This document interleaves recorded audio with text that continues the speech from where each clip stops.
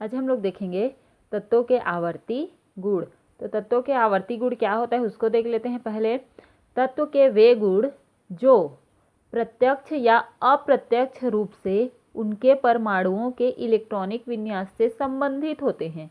या तो प्रत्यक्ष भी हो सकता है या तो अप्रत्यक्ष भी हो सकता है, लेकिन वह परमाणु के इलेक्ट्रॉनिक विन्यास से क्या होगा, संबंधित होगा। और वर्ग में नीचे जाने पर या आवर्त में अनुदिश वृद्धि या कमी प्रदर्शित करते हैं आवर्ती गुण क्या कहलाते हैं। ठीक है, आवर्ती गुण धर्म कहलाते हैं। इसको बताने के लिए कुछ कुछ दिया गया है, जैसे कि परमाणु और आयनिक त्रिज्या, आयनन एंथैल्पी, इलेक्ट्रॉन लब्धि, विद्युत ऋणात्मकता और संयोजकता। तो एक एक करके हम लोग पढ़ते जाएंगे। तो आज हम लोग पढ़ेंगे परमाणु और आयनिक त्रिज्या। पहला है परमाणु त्रिज्या। तो परमाणु त्रिज्या किसे कहते हैं उसको देख लेते हैं।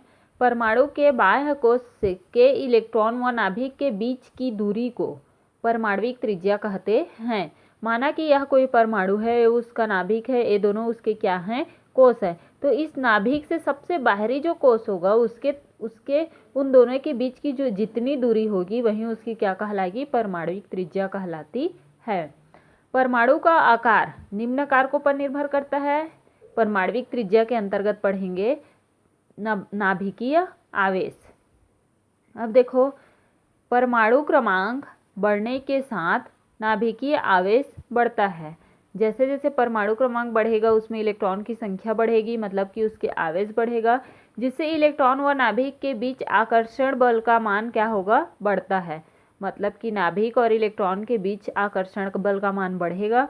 आकर्षण बल कम हुआ मतलब कि वह एक दूसरे को आपस में आकर्षित करेंगे। आकर्षित किए तो वह सिकुड़ जाएगा, जिससे परमाणुवीय त्रिज्या का मान क्या हो जाएगा, कम हो जाएगा।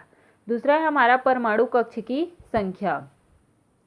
परमाणु क्रमांक बढ़ने के साथ इलेक्ट्रॉन की संख्या बढ़ेगी। इलेक्ट्रॉन की संख्या बढ़ती है जिससे कक्ष की संख्या बढ़ती है। इस प्रकार परमाणु के नाभिक और बाह्य कोश की इलेक्ट्रॉन के बीच में दूरी भी क्या होती जाएगी, बढ़ती है, जिससे परमाणु का आकार क्या होगा, बढ़ेगा। आप साफ साफ बोल सकते हो परमाणु कक्ष की संख्या बढ़ने के साथ साथ नाभिक और कक्ष की दूरी बढ़ती जाती है, जिससे परमाणु त्रिज्या का मान भी क्या होते जाएगा, बढ़ते जाएगा। तीसरा है हमारा परिरक्षण प्रभाव, जो आपको मोस्ट इंपॉर्टेंट है, थोड़ा समझने वाली बात है। तो परिरक्षण प्रभाव क्या होते हैं उसको देख लेते हैं। किसी परमाणु के नाभिक के चारों ओर उपस्थित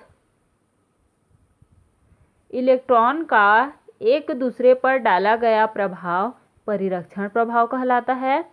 परिरक्षण प्रभाव के कारण परमाणु त्रिज्या में क्या होती है, वृद्धि होती है। एक बार और पढ़ती हूँ। किसी परमाणु के नाभिक के चारों ओर उपस्थित इलेक्ट्रॉन का एक दूसरे पर डाला गया प्रभाव परिरक्षण प्रभाव कहलाता है। देखो, ये हमारा क्या है, नाभिक है। ये प्रथम कोश, द्वितीय कोश, तृतीय कोश, सभी में इलेक्ट्रॉन उपस्थित होगा।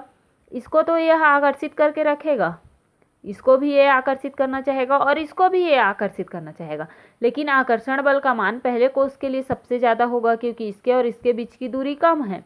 अब यहीं पर देखोगे, जब ये इसको आकर्षित करना चाहेगा तो इन दोनों के बीच में एक इलेक्ट्रॉन भी तो है इस कोश का। तो ये भी इलेक्ट्रॉन और दोनों निगेटिव चार्ज वाला, तो दोनों एक दूसरे को प्रतिकर्षित करेंगे। यह प्रतिकर्षित करेगा तो ये थोड़ा दूर जाएगा। अब यहाँ तक आ गया, फिर से इसको प्रतिकर्षित करेगा तो और दूर जाएगा, जिससे उनके नाभिक और कोश की दूरी बढ़ते जाएगी और क्या होते जाएगा, परिरक्षण प्रभाव के कारण परमाणु त्रिज्या में वृद्धि होती जाती है।